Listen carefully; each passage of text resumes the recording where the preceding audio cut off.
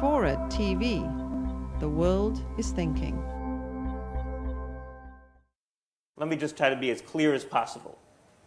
Americans get coverage through three ways: through your employer, through a safety net institution, a safety net program like Medicaid and Medicare, or you buy it as an individual.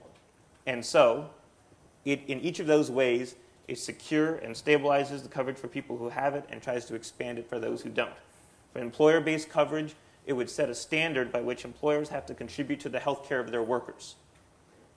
It would be, that by itself would be as big a deal as setting the minimum wage for pay in the 1930s. And it would also provide subsidies, especially to small businesses, so that they can continue to provide it or provide a new coverage to their workers. So secure and stabilize the coverage that most of you probably get through an employer, either yourself or a spouse. 2, for Medicaid and Medicare, which are safety net programs for the poor and the older of us in the population. Those are important commitments by our institution, but they're incomplete. Medicare is incomplete in terms of having a giant donut hole in its prescription drug coverage. This proposal will fill that hole. Medicaid is incomplete in that it actually doesn't cover many people who are even under the poverty level.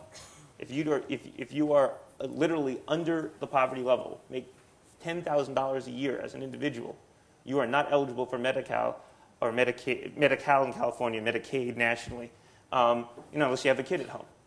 This would finally make that commitment whole by saying everybody who's under a certain level qualifies for the for Medicaid. It would remove a lot of the bureaucracy, red tape to get onto these programs, simplify the eligibility.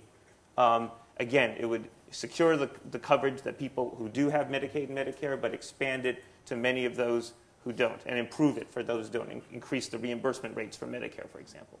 And then third, for those people who are still left to buy coverage on their own, which is actually a relatively small percentage of the population, it would do a lot of things, because this is the area which is the most screwed up of our healthcare system, the individual market, where people are left all alone at the mercy of the insurance industry. It would provide you subsidies so that what you pay for healthcare is based not on how sick you are, but on what you can afford. Income-based subsidies so that a premium is never more than a certain percentage of your income. What an amazing thing that would be, to switch to a place where you could, where how much you paid was based on what you could afford rather than your job type or how sick you are.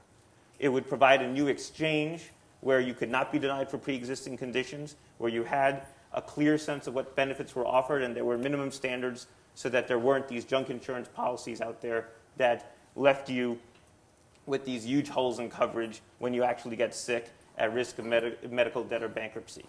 And finally, in this exchange, there would be an option, not just of private coverage, but this public health insurance option as an ultimate backstop and ultimate security that people are not left alone with the private insurers, that whatever they do, that there's a place where people can go to get good quality basic coverage, and that can actually provide as a competitor to bring down costs. All these things together, by bringing people into the system, creating a real system rather than the patchwork we have now, then creates the tools for cost containment and quality improvement. There are no magic bullets here, but it creates the tools. And this then, what this does is that gives people the security. Roger mentioned some strategic decisions in the beginning of this debate. A lot of that was based on the fact that people are very protective of the coverage they have now because it's so important to them. And so the thing that the president keeps saying, you hear him saying a lot, is that if you like your coverage, you get to keep it. We're going to give you more options. But we'll give you more options in a regulated insurance industry, through your employer, or through the new public programs, including Medicaid and Medicare, to shore them up so that more people can take advantage of them. That's where we are. In terms of the process, there are 5 committees of jurisdiction in the Congress. 4 out of 5 of them have passed a major bill along the lines that I just talked about. That has never happened in the modern era. And so let's be clear about where we are. We are further along in this process than we've ever been in any of the efforts, and it's been 100 years, folks. I've been working on this a dozen. It's a fraction of the time that this has been a national conversation. So we have a lot to say. That doesn't mean that there's huge obstacles coming forward, but that's what the next several months are about. And but that's what is on the table right now. That's what's in the bills. That's what the president will talk about tomorrow night, and that's what the context. But let's be clear with people about what it is, because we cannot let, as the folks who are doing for reform, we have the burden. We have to somehow switch that burden to talk about the status quo and how problematic the status quo is, because change is tough. And so we have to give people security so that we get their permission, the voters' permission, to make the changes that they want and they need, but that they might be a little bit scared of at the moment.